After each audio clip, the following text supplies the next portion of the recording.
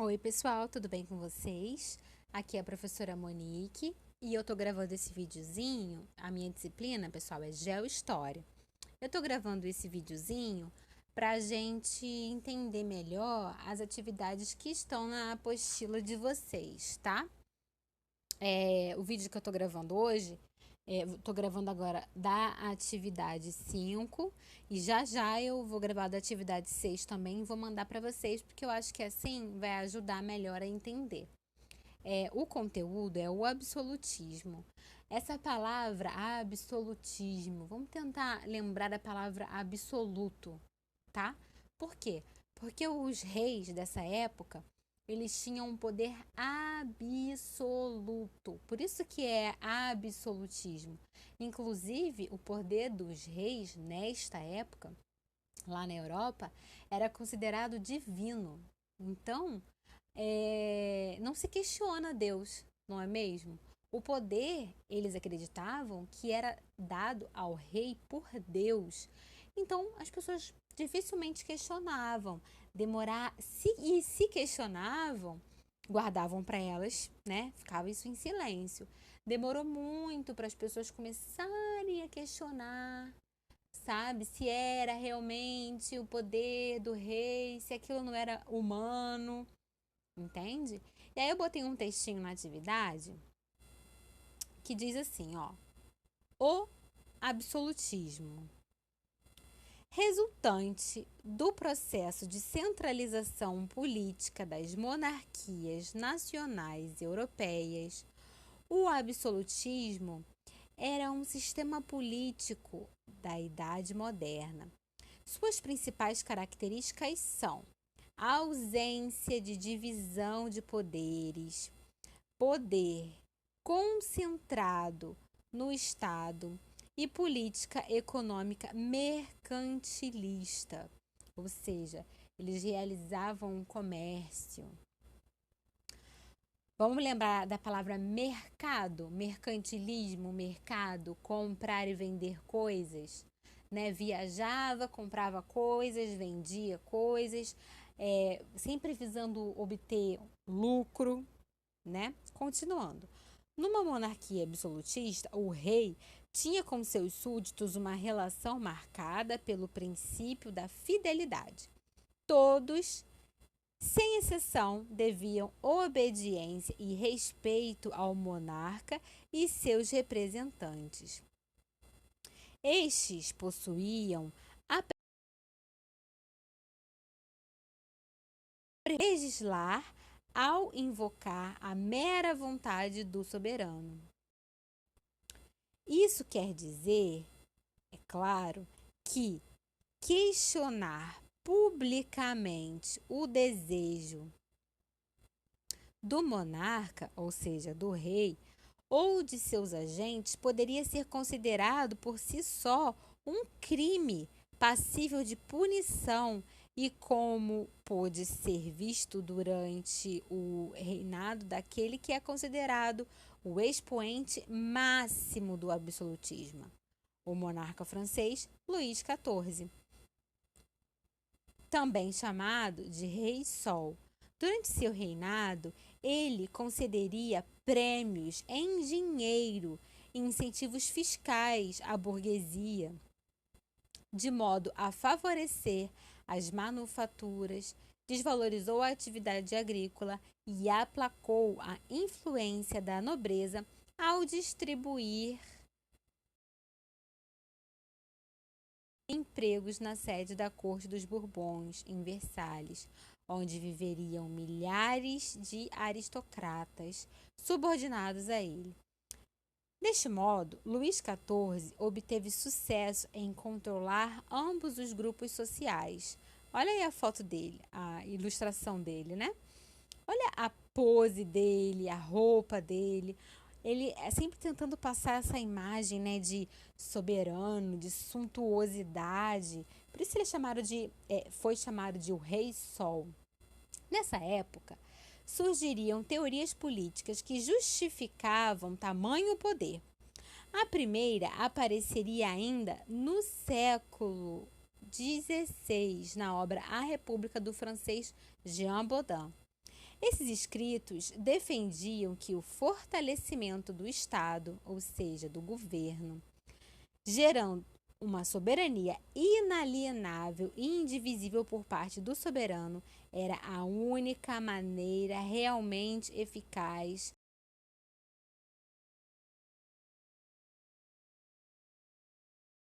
completada por O Leviatã, do inglês Thomas Hobbes, que afirmaria que o rei não deveria justificar seus atos perante ninguém, mas seriam as ideias do bispo francês Jacques Bossuet que se provariam mais influentes para o regime absolutista em sua obra A Política, inspirada na Sagrada Escritura. Ele apresenta a origem da realeza como divina. O monarca seria o representante de Deus na terra. Observem isso. O representante de Deus na terra. Então, de acordo com o escritor, o pensador Jacques Bossuet, o monarca, o rei, era o representante de Deus na terra. Então, o monarca, ou seja, o rei, representava a vontade de Deus aqui na terra. Olha como isso era muito assim grandioso e difícil de ser contestado. E, como tal, suas vontades seriam infalíveis, não cabendo aos súditos questioná-las. Essa ideia formariam a base da doutrina política oficial do absolutismo francês, sendo conhecidas em seu conjunto como a teoria do direito divino dos reis. Uma condição essencial para a formação deste tipo de monarquia foi a grande quantidade de arrecadação alcançada após a consolidação.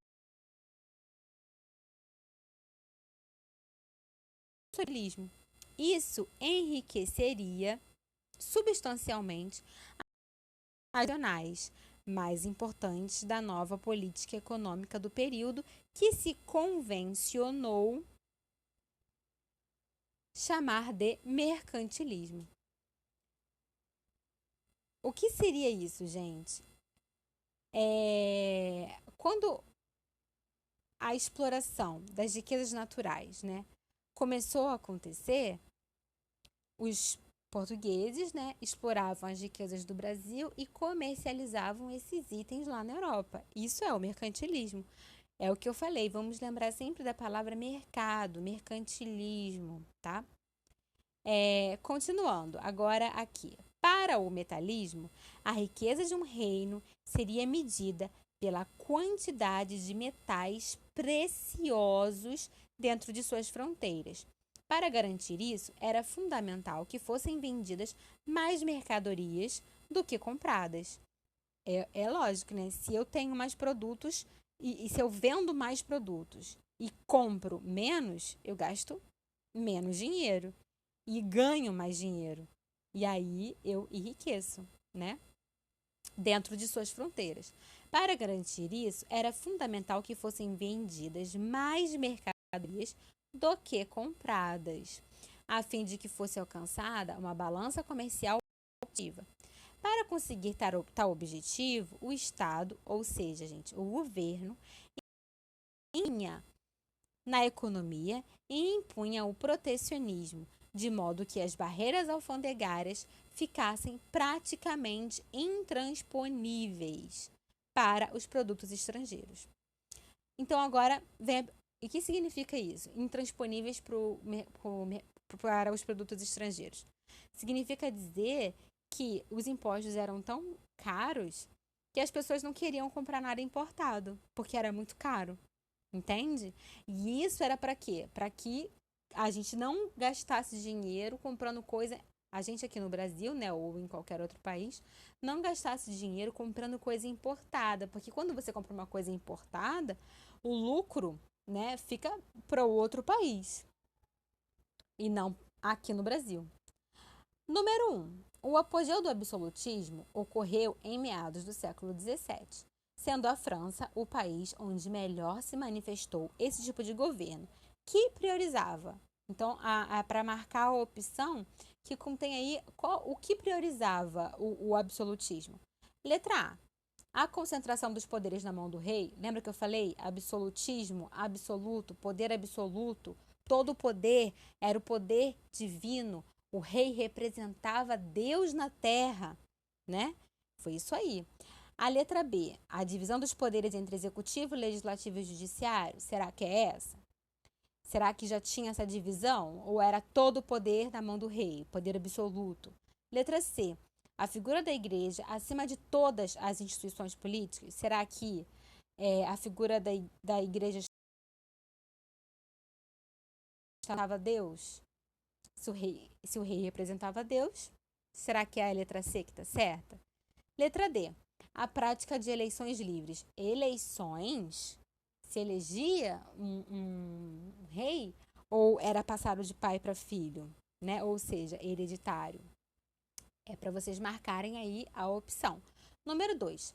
A palavra absolutismo descreve os governos monárquicos no qual o poder do rei, por não sofrer grandes limitações ou restrições, é considerado absoluto. Porém, apesar de centralizado e forte, o poder absolutista era limitado. Vamos lá. Quais eram as limitações do rei absolutista? Letra A. Os senhores feudais e seus exércitos particulares, as minorias religiosas e os ministros, os costumes, a Igreja Católica e o parlamento. Letra D. Os privilégios da nobreza e as corporações de ofício. Então, o poder do rei era absoluto. Qual seria a limitação possível ao poder do rei?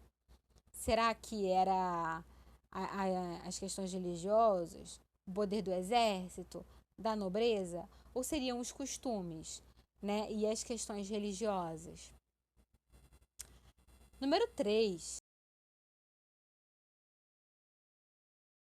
Mercantilismo, que foi um conjunto de práticas aplicado pelas nações europeias de diferentes maneiras. A união entre os dois pensamentos, um político e outro econômico, fez surgir os países da Europa, ou seja, o Estado moderno. Aí a pergunta é: qual alternativa não resume a relação entre ambos? Então é para marcar a errada, tá? Letra A. Com o absolutismo, os burgueses puderam contar com uma legislação unificada que garantia a centralização de impostos, estímulo ao comércio e uma única moeda em todo o território? Essa aí me parece certa e é para a gente marcar errada. Vamos continuar. Lendo. As práticas mercantilistas privilegiavam o monopólio comercial e a busca de metais, que ajudaram os monarcas absolutistas a consolidar seu poder frente à nobreza tradicional. Tá certo, né? Me parece certa. Letra C. O mercantilismo representou a valorização da atividade agrícola, que possibilitou o soberano apoiar-se na nobreza feudal para fortalecer seu poder. Valorização da atividade agrícola e a questão ali do metalismo, né, de acumular metais preciosos, de ir a outras nações, comprar coisas, vender. Letra D. O absolutismo e o mercantilismo andaram juntos, pois a centralização política beneficiava aos negócios da burguesia e o rei poderia contar com a financiação desta para seus projetos de expansão territorial. Não sei. Lembrando que na número 3 é para marcar a opção errada, tá? Número 4. Durante a monarquia absolutista, vivia-se a arte barroca que se encaixou no projeto político dos soberanos. Diante dessa informação, observe atentamente a imagem do texto acima e depois assinale a alternativa que melhor expressa a relação entre barroco e absolutismo. Vamos olhar de novo? Olha lá. Olha ele. Olha aí o Luís XIV. Todo empinado, com essa calça legging, com essa peruca, todo assim, numa postura, né, de poder, querendo demonstrar poder. Vamos lá. Então, é para marcar a opção que melhor expressa a relação entre o barroco As formas a religiosidade foram usados para exaltar a figura do rei. O barroco foi estritamente religioso, só religioso, que não ocorreu nos palácios. As mensagens dualistas do barroco, com o sofrimento, redenção, tristeza, alegria, pecado e redenção, foram empregados somente pelo rei da Península Ibérica para exaltar a figura real. A monarquia francesa foi a única a encomendar quadros grandiosos a fim de perpetuar a imagem do monarca. Será?